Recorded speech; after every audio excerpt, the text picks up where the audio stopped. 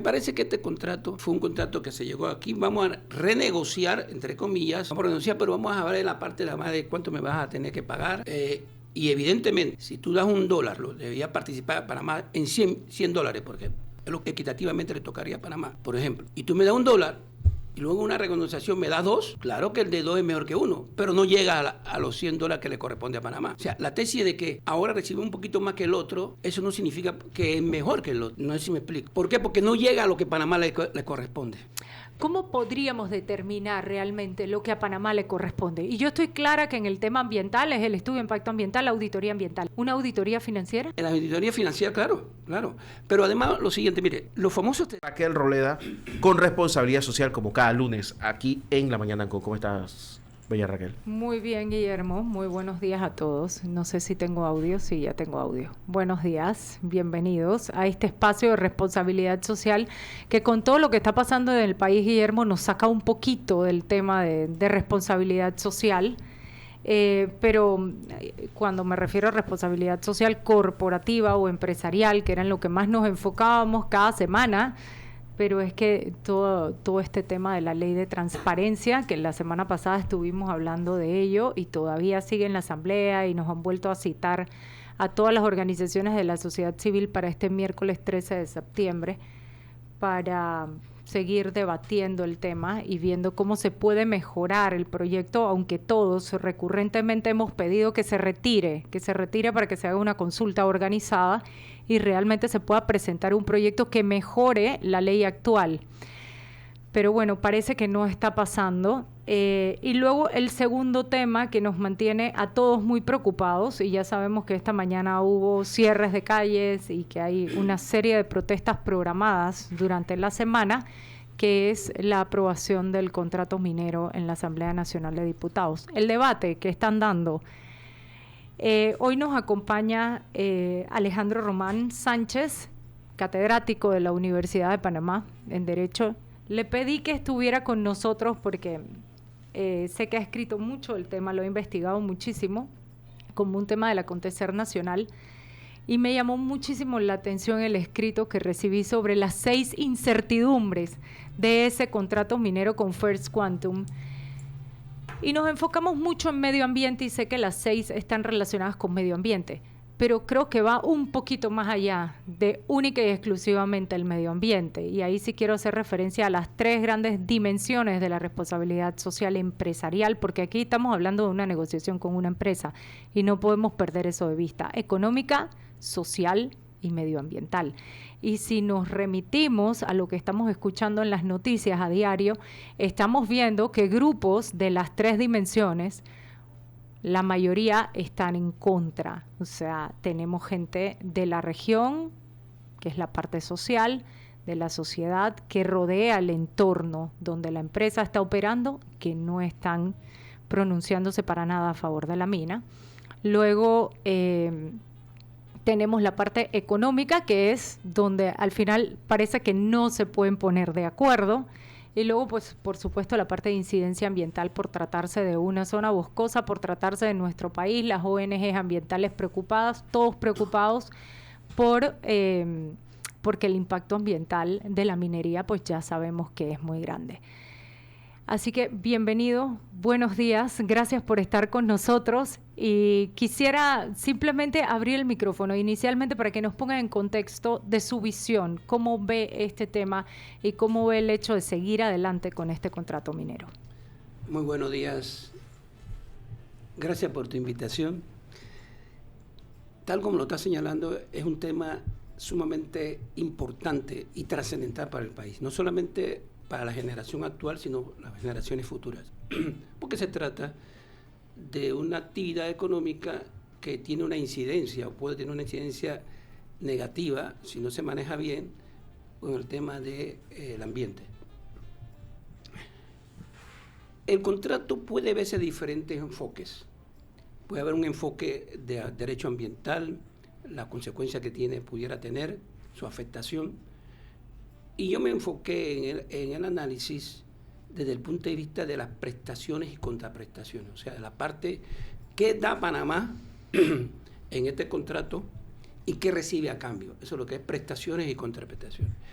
Lo hice así porque yo soy catedrático de Derecho Comercial y doy la materia de contratos. Entonces, lo quise hacer desde ese punto de vista, del punto de vista, repito, que Panamá concede y que recibe a cambio, para que el balance determinara si era conveniente o no el mismo contrato para el país. Más allá de si es conveniente o no la explotación minera a cielo abierto con respecto al medio ambiente. Eso provocó que yo hiciera un artículo que lo voy a publicar en un libro, es parte de un libro que estoy haciendo, que es un análisis jurídico de cláusula por cláusula. Incluso tuve que hacer una comparación con el contrato anterior. Y como quiera que en redes sociales es muy difícil que la persona te lea 17, 20 Por páginas. supuesto. Entonces tuve que hacer un pequeño resumen, que son las 6. Estamos acostumbrados ahora a los tweets, que para mí es terrible porque creo que es muy importante y también es parte de la responsabilidad decirlo, que tenemos que volver a la lectura y tenemos que volver a leer libros, no sé si electrónicos o en papel, pero hay que leerlos. De los 6 temas, voy a empezar por el número 1. Estudio de impacto ambiental, categoría 3. Estudio de impacto ambiental y, sin embargo, el Centro de Incidencia Ambiental me hablaba también de que es importante haber hecho una auditoría ambiental. Explíquenos qué es uno y qué es el otro y cómo se relacionan, porque yo creo que no están en desacuerdo. O sea, vale la pena hacer el estudio de impacto ambiental y también la auditoría, ¿no? Vale. En el artículo que te refieres, como dije, yo hago un balance de las prestaciones y contraprestaciones. No trato el tema, y lo digo en la introducción, el tema directamente del medio ambiente. Sin embargo, en una posterior publicación, después de la que usted señala, sí hablé de la parte ambiental. En esa parte señalo que es sorprendente el estudio ambiental que se aprobó de 2012. Ha transcurrido 11 años. En ese interín, en ese tiempo, la empresa ha explotado y podíamos verificar cuál es el impacto que ha tenido esa explotación en estos 11 años. Ya no se trata de predecir, se trata de verificar si en efecto lo que se tiene planteado en el estudio se ha dado y cómo se ha dado. Más, sobre todo cuando he escuchado que la empresa no había cumplido con la forestación simultánea. La reforestación. Efectivamente. Entonces, eso te hace pensar que si estamos renegociando un contrato que fue declarado inconstitucional por la Corte Suprema de Justicia y estamos renegociando un contrato, ¿por qué no se hizo un nuevo estudio de ambiental ahora en las condiciones actuales? Posiblemente puede ser que se actualice o puede ser que confirme lo que se había planteado o puede ser que se haga un ajuste. Entonces, para mí, ya sea un estudio ambiental que revise lo que se había hecho en el 2012 o una auditoría ambiental, cualquiera de las dos opciones son válidas. Yo creo que no se contraponen. Para estar claros, entonces, no se hizo estudio de impacto ambiental, no se hizo auditoría antes de sentarnos en una mesa a negociar. Bueno, estudio ambiental, que yo sepa, no. Y es más, el mismo contrato lo dice y se refiere al estudio ambiental. Y toman como referencia el primer estudio de impacto ambiental, categoría 3, además, sí, hay que decirlo, pero que se hizo cuando no habían iniciado operaciones. Así mismo es. Y hoy en día, por supuesto que hay una afectación mayor. No es lo mismo que cuando eso estaba en bosque, en selva, y ahora que ya se ha hecho un trabajo y un desarrollo. Entonces, entendería yo, y también para que todos estemos claros, en que volver a hacer una auditoría, un estudio de impacto ambiental es para entender dónde estamos y qué tenemos que mitigar. Claro, si se hace una auditoría ambiental y se detecta que en efecto si hay impacto, ¿qué va a ocurrir? Entonces hay que hacer un nuevo estudio, porque la auditoría demostraría que el estudio, por ejemplo, no se acerca a la verdad o no se previó exactamente lo que iba a ocurrir. Entonces van a tener que hacer un estudio. Por eso que yo pienso que la auditoría y el estudio ambiental no se contraponen. Y sobre todo con los siguientes puntos del dato que tengo aquí como para tener una línea de remitirnos a uno de sus escritos.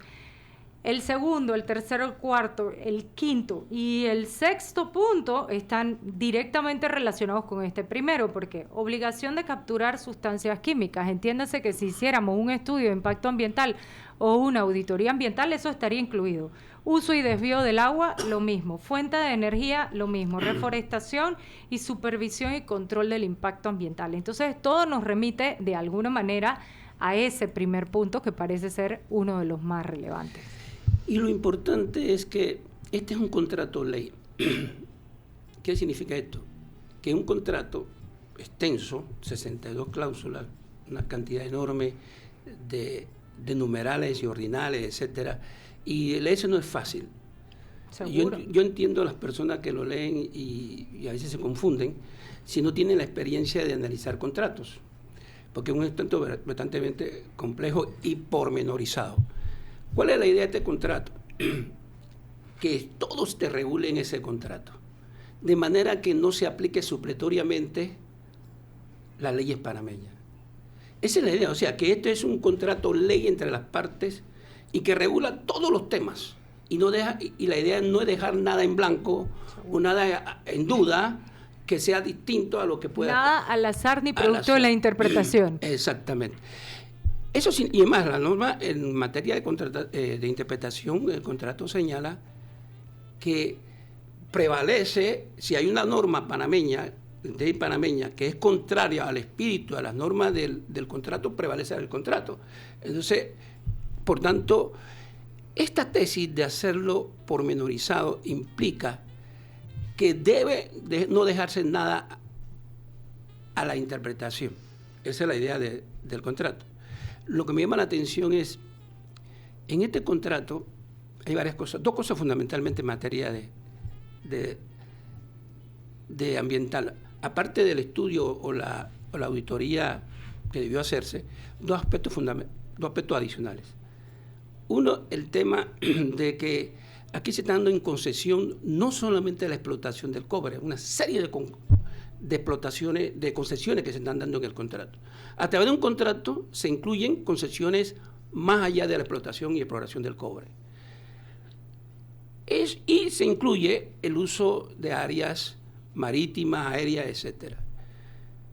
Lo que me sorprende es que la norma, el contrato, la cláusula del contrato que se refiere a la responsabilidad de la empresa a captar la sustancia química, se refiere solamente a huellas hídricas. No se refiere a la sustancia química, capturar la sustancia química que esté en el espacio. Sí le dice al Estado que el Estado puede establecer un sistema para medirlo, pero ¿quién lo corrige? Pero ¿por qué no se establece de una vez en el contrato? O sea, puede establecerlo. A mí los puede siempre me dan un poquito de miedo, ¿no? Porque puede sí o puede no. No, se interpreta de la manera siguiente, a mi juicio. El Estado tiene la capacidad de establecer un sistema de monitoreo en el área para ver la sustancia química. Pero la empresa asume la responsabilidad solamente de captar las sustancias químicas relativas al agua, pero no de la parte marítima ni de la parte aérea. ¿Quién asume esa responsabilidad? Y como este contrato es ley y es pormenorizado, significa que la empresa no lo va a asumir. Es una parte. Tendría que hacerlo de alguna manera el gobierno o alguna institución y resulta que probablemente no hay la capacidad técnica ni de infraestructura ni tampoco de los recursos para poder asumirlo. Entonces, esas son las cositas para estar claros, que uno de los ejemplos claros que no pueden quedar sueltos y al azar. Y lo otro es la parte que me acabas de mencionar, la parte de los recursos. Resulta ser que para supervisar, el Estado tiene facultad para supervisar, dar seguimiento, algún tipo de control. Pero resulta ser que, como sabemos, esto tiene un costo. No es fácil hacer un monitoreo del impacto ambiental que puede tener una mina de este tipo. Eso requiere inversión de dinero, etc. Resulta ser que lo que va a recibir el país, los 375 millones como mínimo, y que no es tan cierto que es garantía, pero bueno. Y que además en las comerciales que se están pasando por todas partes nos están vendiendo que es la solución inmediata al problema de la caja del Seguro Social. Casualmente, si el dinero que vamos a recibir ya está asignado, en consecuencia, ¿de dónde va a sacar el Estado el costo que tiene el seguimiento del impacto ambiental de los fondos públicos? Y el país está en condiciones para utilizar de sus fondos públicos dinero para destinarlo al seguimiento, control, verificación, etcétera, del impacto ambiental. Eso no cuesta un real. ¿Por qué no se saca de la misma producción de las minas? Desde ahí debía hacerse.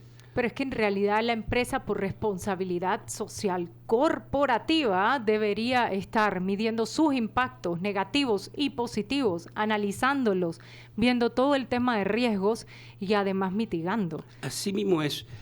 Pero además que el Estado, que le da seguimiento a eso, porque el Estado tiene que asumir los costos de ese seguimiento, con dinero propio, con dinero del fondo público, del Tesoro Cuando Nacional. En realidad este es un negocio que es rentable y autosuficiente. Efectivamente. Porque es probable que la empresa, dentro de los costos, incluya viaje, viáticos, etcétera. ¿Y por qué nosotros podemos incluir dentro de los costos el monitoreo y el seguimiento? Efectivamente.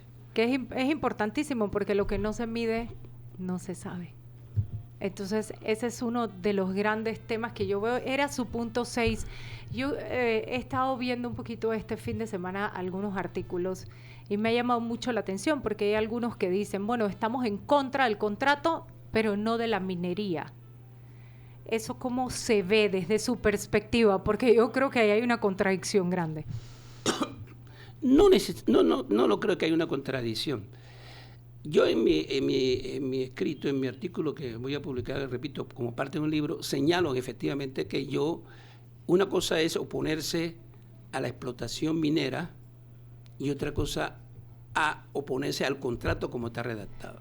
Okay. Puede haber personas que estén de acuerdo. Efectivamente. La persona que esté en contra de la explotación minera va a estar en contra de la explotación y del contrato. Totalmente. Efectivamente. Pero aquellas personas que creen que es una posibilidad de que el país se desarrolle a través de la explotación minera, pero revisan el contrato y dicen, no, este contrato no es el que necesitamos, porque está en contra, es lesivo para los intereses del país. Entonces puede haber posiciones y posiciones. Hay posiciones encontradas, igual que hay ciertas posiciones que yo creo que también son válidas cuando alguien te dice, oye, pero están generando 40,000 empleos, entonces no les podemos decir así simplemente, oye, ahora se tienen que ir porque no nos estamos poniendo de acuerdo en un contrato. Es una situación delicada, o sea, ¿qué hacer en un momento como ese? Sí, sin duda alguna. La empresa está en el lugar, ha invertido millones y hay puestos de trabajo, pero en estos días escuché, hay mucha gente que ha hecho aportes importantísimos en materia de estos contratos, del contrato que tenemos. Hay gente que ha señalado ahí, la actividad por sí solo, produce empleo. Eso no es una razón para decirme a mí suficiente de que aceptemos un contrato en las condiciones que está. Las empresas también pagan impuestos. Seguro. Todos pagamos impuestos. Todos. Incluso. El tema es qué participación tiene Panamá en la explotación minera, o sea, en la rentabilidad. Pues recuerden que nosotros ponemos el producto, ponemos la tierra, el agua, los metales, etcétera. Nosotros somos dueños de nuestro recurso. Así es. Entonces, la pregunta es, no me diga que van a pagar impuestos si todo el mundo paga impuestos. Aquí el tema es que están usando nuestros recursos. ¿Qué participación tenemos en la rentabilidad? ¿Y en qué condiciones? Yo creo que se le han dado a la empresa una serie de facultades, una serie de concesiones que no es necesario que la empresa lo tenga para la explotación minera. ¿Qué tiene que ver con la empresa haga hoteles o centros comerciales? Que me diga alguien que me explique por qué la empresa necesita tener centros recreativos, cine, por ejemplo, si se le ocurre hacer cine con la explotación minera. Se le ha dado todo tipo de actividad económica que la empresa puede establecer. Desarrollar y establecer. ¿Y sabes lo que me llama la atención? Que la misma empresa privada no lo ve. Están pensando que esas actividades colaterales... Que van a desarrollar la zona. Exactamente, que ellos van a tener participación. Pero el contrato no prevé. El contrato dice que la empresa tiene esa facultad de hacerlo. Y no dice que tiene que hacerlo a través de empresas nacionales. Y si mañana esa empresa le va a decir, bueno, ¿sabe qué? Yo voy a poner un centro comercial y lo va a explotar una empresa afiliada a TICA. Es válido. La empresa panameña no tiene acceso, porque no se dijo ahí, ni se dice en el contrato, que tiene que ser a través de empresas nacionales. Ellos están pensando que la empresa va a actuar de buena fe y le va a dar oportunidad para explotar el negocio. Pero yo me hago una pregunta, profesor. A ver, ellos vinieron aquí a una actividad específica y se negoció y se dio una concesión por una actividad específica. ¿Cuál es el sentido de darles la opción de que ellos también lucren de actividades alternas en el marco del mismo contrato, cuando en realidad se supone que cuando tú llegas a una actividad específica como esa y desarrollas la zona, automáticamente esas actividades surgen? Así mismo es. Y surgen oportunidades para otros. Entonces, ¿cuál es el objetivo de meter todo en la misma bolsa? Es como que el que pone todos los huevos en la misma canasta, pues. Había que preguntarse si esto fue una exigencia de la empresa, y si fue una exigencia de la empresa, ¿cuál es el propósito? Que manejar todas las actividades económicas. Y si fue o fue una concesión que el Estado... ¿A cambio de? No, porque no dan un real. ¿A cambio de quién sabe qué? Pueden hacer hidroeléctrica. Incluso señala ahí que pueden generar energía eléctrica, dice térmica, por sistema de aire. Eólica. Y dejó abierta si se le ocurre por una planta nuclear, pues, para hacer energía. El contrato no lo prohíbe. Dice, y cualquier otra. Entonces, yo creo que, por eso que en uno de los artículos yo señalo que, ¿por qué era un enclave colonial? No, yo no digo enclave colonial. Yo prefiero decir un enclave empresarial extranjero. Prefiero decir esa expresión. Ahorita me lo explica, tenemos que ir al cambio comercial, regresamos y seguimos hablando del tema. Antes de irnos a la pausa hablamos de un enclave empresarial en la zona. ¿Eso cómo se traduce? Sí, yo en mi artículo señala que un amigo me señaló, me dice, tú lo que hiciste, el artículo que hiciste de 17 páginas, eso no te lo vale a mucha gente. Si pudieras hacer un resumen y decir por qué tú dices que es un enclave, por qué la gente dice que es un enclave. No necesariamente la gente no sabe que es un enclave, me decía. Entonces ahí fue que hice el resumen ese. Y para mí es un enclave empresarial privado extranjero. No puedo decir que es un enclave tipo zona canal porque eso era un enclave de un país. Sí, era un enclave colonial, es distinto. Pero se trata de algo parecido en cuanto a las condiciones que le estamos dando a la empresa. No en cuanto a la naturaleza jurídica, sino a las condiciones, las actividades. Las prestaciones de las que hablábamos al principio. Fíjense que, por ejemplo, ¿por qué un enclave? Porque uno, no solamente se le permite a la empresa la concesión de explorar y explotar el cobre y otros minerales, por ejemplo, aliados, dice ahí vinculados, como el oro, plata. Sí, lo que hay en el yacimiento, porque en un yacimiento no es exclusivo de un mineral, tiene mayoría cobre, pero hay otros minerales. Sí, y además se les concede el uso y explotación, porque realmente es así, de la arena, la piedra, cantera, etcétera. Pueden establecer carreteras, pueden establecer, como dicen, en hoteles, centros comerciales, hospitales. Si la gente, los jóvenes no recuerdan porque no lo vivieron, pero los panameños de cierta edad vivieron la zona del canal. Y la zona del canal tenía todo eso. Tenía tu propio comisariato, su propio centro de recreación, su propio hospital, etcétera. Eso se está reproduciendo en esta. Y eso entraba en conflictos y en competencia con lo que había en el país, porque obviamente si tú compras dentro de esa zona que no te garantiza que son comercios, inversiones panameñas o para Panamá, porque puede ser inversión extranjera, pero que revierta en el país, al final esa gente no sale y no gasta y no consume lo que hay alrededor ni lo que hay en la zona. Claro. Entonces, como si estuviéramos reproduciendo, yo lo que entiendo de lo que estamos conversando es como si estuviéramos reproduciendo una pequeña ciudad, construyendo una pequeña ciudad para este fin. Sí, y lo peor, bajo cierto régimen que el Estado tiene dificultades para ejercer los servicios públicos. Por ejemplo, la cláusula señala que en materia de servicio de policía, que eso es una de las cuestiones que me llama mucho la atención, que los servicios públicos de policía, de bomberos, que tienen que ser bomberos calificados, porque no es cualquier fuego que puede haber en una mina, los servicios de migración, el servicio de aduana, el servicio de sanidad y otro, dice la norma, dice el contrato, y otros, es a requerimiento de la empresa.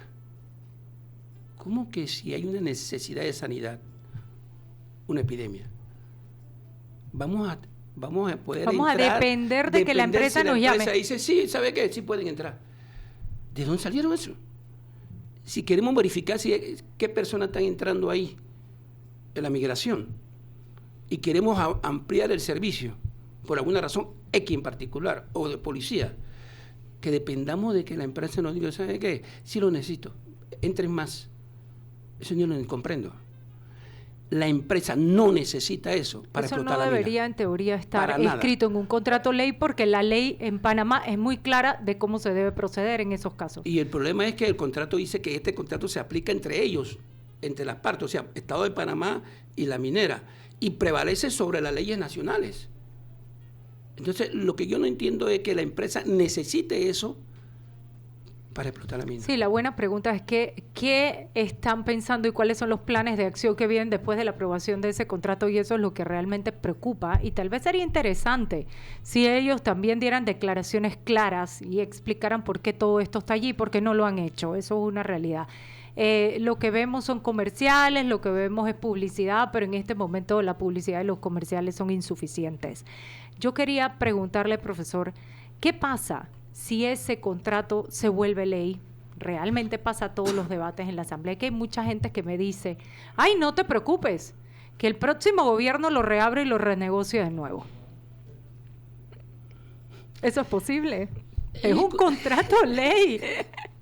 Es como si fuera muy fácil, eso no es tan fácil. Yo creo que, yo he escuchado eso en los medios de comunicación, yo creo que es postergar una situación y que no debe postergarse porque crea una situación distinta a la que estamos ahora en un caso de que tengamos que ir a una arbitraje internacional. En este momento, la empresa aceptó renegociar, significa que aceptó que el contrato fue declarado nulo. Fue inconstitucional, perdón. Es que además la Corte, para que estemos claros, el orden es fácil. La Corte lo declaró inconstitucional y por eso vamos a una nueva negociación. Entonces, ahora mismo no hay contrato válido. La empresa se sentó a negociar un nuevo contrato. Uno nuevo. Vale, eso está clarito. Estas condiciones hacen que es el momento que tiene Panamá de exigir los intereses del país. Claro. Que si en el futuro, si ahora, en este caso, en estas condiciones, nos llevan a un arbitraje, tenemos mejores condiciones a un arbitraje en este momento, desde el punto de vista jurídico, que una vez aprobado. Esa era mi siguiente pregunta. ¿Qué pasa si la empresa nos demanda? ¿Qué pasa si nos lleva a un tribunal arbitral? En este momento, si lo hace en este momento, Panamá tiene más probabilidades que si lo hace después de haberse aprobado mediante ley el contrato. Así que esa tesis de que lo devolveremos a declarar inconstitucional 10 años, 15 años después.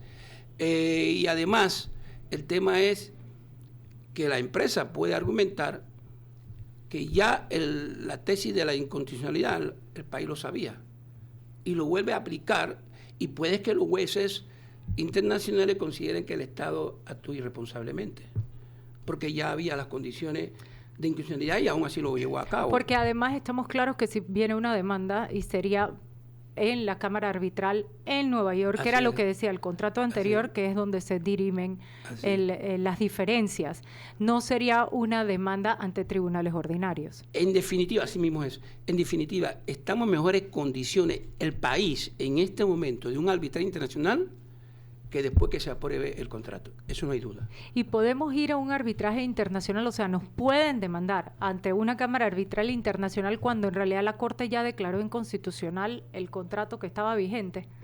Eso es un tema sumamente interesante. Yo no me atrevería a dar una opinión con seguridad de ese tema, pero... Hay que estudiarlo bien, es sí, que son muchas cosas. Pero aún así, independientemente, ya sea, ojalá se determine que jurídicamente no se pueda, ojalá. Pero en el evento de que se diga sí tiene condiciones de hacerlo, no cabe duda que estamos en mejores condiciones ahora que después. Eso es indiscutible. Yo sé que usted no tiene una bolita mágica, pero con todo lo que está pasando, ¿usted cree que estamos cerca de aprobar ese contrato o hay alguna posibilidad todavía? ¿Usted ve alguna posibilidad de que puedan frenar, parar, revisar y seguir negociando? Fíjate, todas las personas alrededor mío señalan que ese contrato ya está aprobado. Además, ya estaba aprobado antes de toda esta discusión. Yo tengo la fe de que no se va a aprobar. Panamá ha ocurrido cosas anteriormente con las bases militares, ¿se acuerda? El siglo pasado. El pueblo ha parado muchas cosas en este país.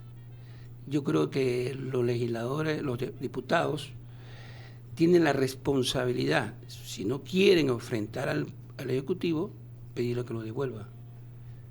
Y que el Ejecutivo se siente a dar respuesta a muchas preguntas que tienen muchos panameños.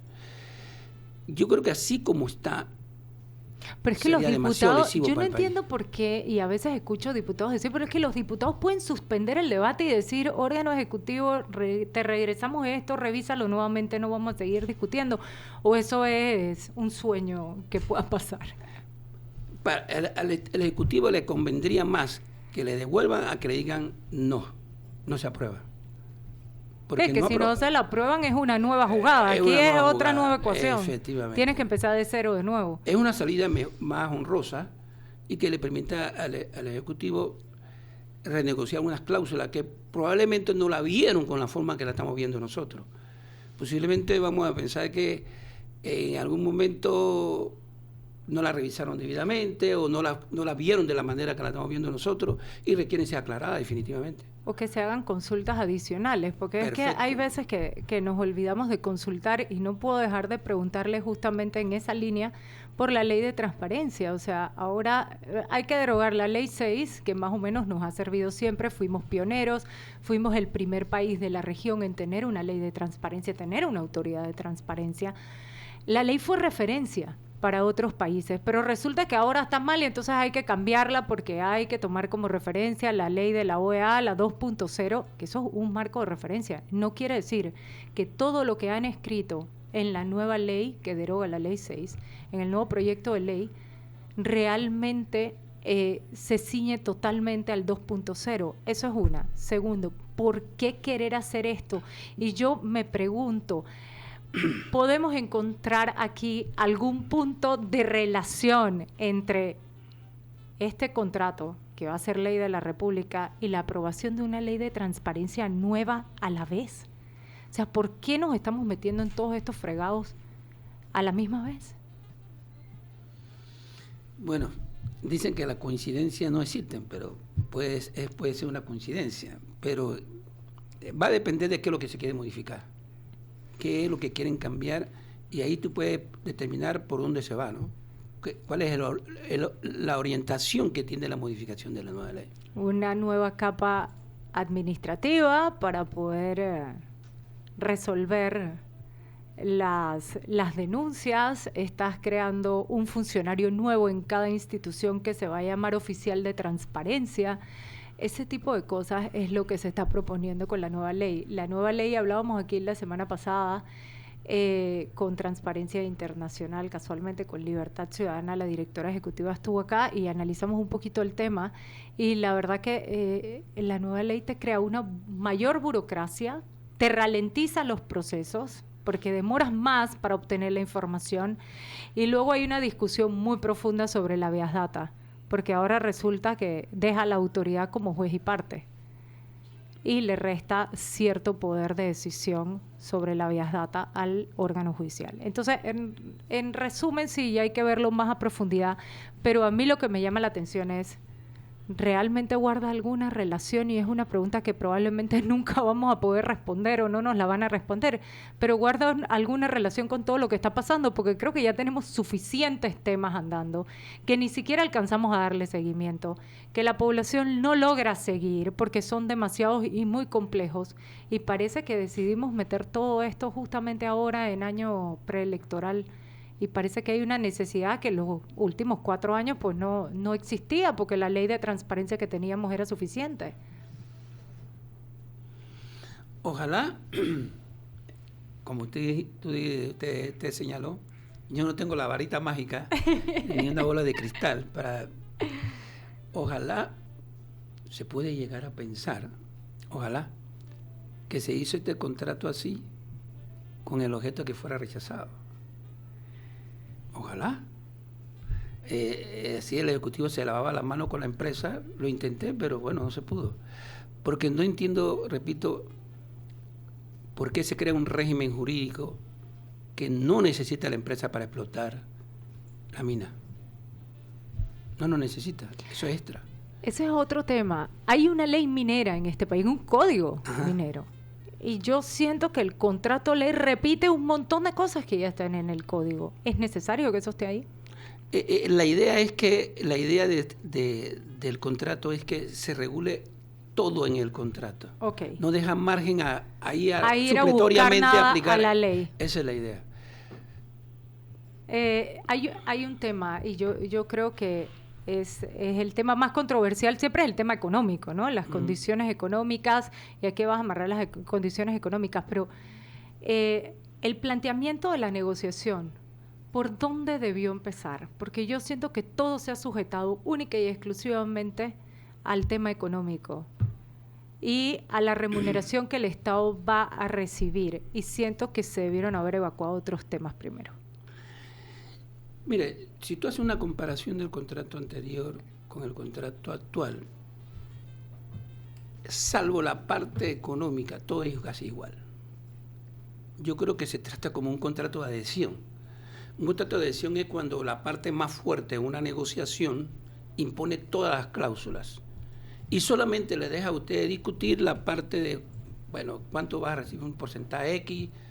Esa es la parte negociable. Es como cuando usted compra una póliza de seguro. Usted no discute todas las cláusulas de ese contrato. A usted lo que determina es el monto de la prima, la cobertura. Eso es lo que usted discute, pero usted no discute todas las cláusulas del contrato. La letra pequeña que queda ahí. Todo el contrato de adhesión. Me parece que este contrato fue un contrato que se llegó aquí. Vamos a renegociar, entre comillas, vamos a renunciar, pero vamos a ver en la parte de la más de cuánto me vas a tener que pagar. Y evidentemente, si tú das $1, que debía, por ejemplo, debía participar a Panamá en $100, porque es lo que equitativamente le tocaría a Panamá, por ejemplo, y tú me das $1 y luego una renegociación me das 2, claro que el de 2 es mejor que 1, pero no llega a los $100 que le corresponde a Panamá. O sea, la tesis de que ahora recibe un poquito más que el otro, eso no significa que es mejor que el otro. No sé si me explico. ¿Por qué? Porque no llega a lo que Panamá le corresponde. ¿Cómo podríamos determinar realmente lo que a Panamá le corresponde? Y yo estoy clara que en el tema ambiental es el estudio de impacto ambiental, la auditoría ambiental. ¿Una auditoría financiera? En la auditoría financiera, claro. Pero además, lo siguiente, mire, los famosos 375 millones que es ingreso mínimo garantizado, eso no es aparte del impuesto sobre la renta. La están diciendo que son 375 millones más los impuestos sobre la renta. Falso. Los 375 incluye el impuesto sobre la renta. O sea, el impuesto que todos pagamos.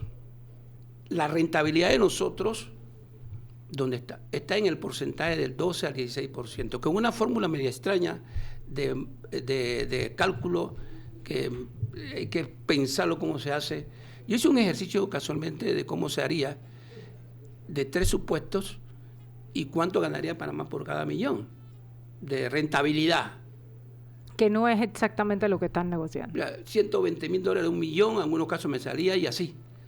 Si hay una rentabilidad de $1 millón y tú recibes $120,000, tú te sientes orgulloso si tú eres dueño de los recursos. Recuerden que la empresa ya sacó los gastos. Se supone que ya lo sacó, Sí, y ya esa es sacó. la parte, y por eso yo traigo a colación el tema de la auditoría financiera, porque hay quien dice, no, pero es que eso es una inversión multimillonaria, Sí, nadie sí. lo duda, y todavía la empresa no ha terminado de recuperar lo que invirtió. Ese es otro argumento y otras preguntas que ya he escuchado Entonces, por si ahí. es así, entonces tiene que hacerlo por tramos. En los primeros tantos años, vamos a decir que la rentabilidad mayormente... Y tiene que ser transfiere. progresivo en aumento. Así mismo, y esto es durante prácticamente 60 años. El nuevo el mismo- contrato ley se está negociando para un periodo de ¿cuántos años de concesión? 20 años, prorrogable 20 años más y otro 20 años... Porque el que teníamos era 20 años prorrogable. 20 Lo que años. pasa es que la Corte dijo no se puede prorrogar. Al final de cuentas son 80 años, ya llevan 23. Entonces 20 con el nuevo, o sea, 20 20 años. más 20 son 60, 83 años Por en allá. total. Si es que la mina aguanta, ¿no? Si es que hay yacimiento para eso, que esa es otra Exactamente. historia, porque Así deben es. tener alguna predicción, desconozco el número, pero tal vez no para 80 años. Otra cosa que me llama la ¿Qué atención... pasa? Eso es algo que me llama mucho la atención. ¿Qué pasa cuando se vayan? Se acabó el cobre, pues ya no me interesa estar aquí, el negocio no es rentable. Hay una responsabilidad que la empresa debe reforestar. Pero una de las cuestiones que señalo es que la reforestación en el área de gran impacto se hará siempre que sea posible la restauración, dice la norma. Dice la cláusula, siempre que sea posible la restauración. Pero no dice quién determina y sobre qué base se determina se puede restaurar o qué no se puede restaurar. Entonces queda en manos de la empresa determinar, sabe que esta área no se puede restaurar, por tanto no hago la reforestación aquí. Ese tipo de cosas Habría que no debe entrar- quedar a manos de una interpretación parte de la empresa. No, es que habría que, en los tiempos que vivimos y volviendo al tema de responsabilidad social corporativa, tiene que haber un plan de sostenibilidad ambiental, económica y social, incluido en el contrato ley. Yo creo, y por lo que escucho, no se ha llegado a ese punto. Y yo creo que una empresa del tamaño de la empresa que estamos viendo aquí y sabiendo sus orígenes, tiene que tener esto muy claro. Mira, hay una cosa muy importante también que yo señalo en mi escrito, es que estamos negociando con una empresa y supongamos que estamos considerando las cualidades, los desarrollos, el antecedente, la experiencia de esta empresa. Resulta que esa empresa puede ceder o traspasar todas las concesiones que tenemos, ya sea parcial o totalmente, a sus afiliadas, o sea, a otras sociedades que lo único que se exige que tenga que tener la capacidad técnica y financiera. Pero no dice igual o superior a la mina actual, a la minera actual. A la Simplemente tiene empresa que tener que lo maneja capacidad, actualmente. capacidad técnica y capacidad financiera. Repito que no tiene que ser ni igual o superior. Y la empresa lo puede hacer automáticamente, el Estado no puede oponerse. Al final estamos negociando con una empresa y podemos quedar relacionados con otra empresa cuyas cualidades son personalísimas. Yo te contrato a ti por tus condiciones que tú tienes. Eso no es trasladable. Eso no se hereda. Sí, el contrato es bilateral, no debería ser es un contrato traspasable. personalísimo. Y si se traspasa, el Estado tendría derecho a revisar si esa empresa reúne las condiciones. Sería otra negociación. No va a poder ser porque el contrato dice que automáticamente lo puede hacer siempre que sea afiliada. Y la empresa solamente ¿cómo lo puede hacer? Nada más diciéndole al país, esta es mi afiliada, eso es suficiente. Y otra cosa curiosa, ¿qué tal si entre sus afiliadas hay una empresa que tenga dominio accionario, un Estado extranjero? Como su afiliada, Eso tampoco lo revisaron. tampoco lo dice. De manera que, ¿qué ocurre? Que si una de las afiliadas es una sociedad que el paquete accionario, el 51% es de tal empresa o de tal país, un país X, no empresa privada, del Entonces Estado. sí vamos a cambiar de enclave empresarial a posiblemente lo que la gente está diciendo ahí afuera, Claro, que es y enclave económico. violaríamos la Constitución cuando dice que no se puede transferir tierra a un Estado extranjero. pero no nos cuidamos de decir, si eso ocurriera, el Estado tendría derecho a resolver el contrato. No nos cuidamos. Yo creo que al final un contrato ley de esta magnitud lo que tiene que servir es para proteger. Así mismo es. Protegernos a todos, proteger la operación, la A ellos, administración. pero a nosotros también. De manera bilateral, 50-50 y en igualdad de condiciones. Y eso, por lo que entiendo, no es lo que está pasando y esos son los reclamos que están allá afuera. Profesor, ¿cuándo esperamos el libro? Ya estoy en proceso y le voy a agregar algo porque en esto uno aprende sobre la marcha. Le voy a agregar la parte constitucional. Me parece interesante. Nos deja saber y lo volvemos a tener por aquí cuando esté el libro. Muchísimas gracias, profesor Alejandro Román, de la Universidad de Panamá. Hay un par de llamadas de Chiriquí reportando sintonía y dice que están de acuerdo con lo planteado por usted. Me alegro. Así que saludos hasta Chiriquí. Saludos a todo el país. A todo el país que nos escucha.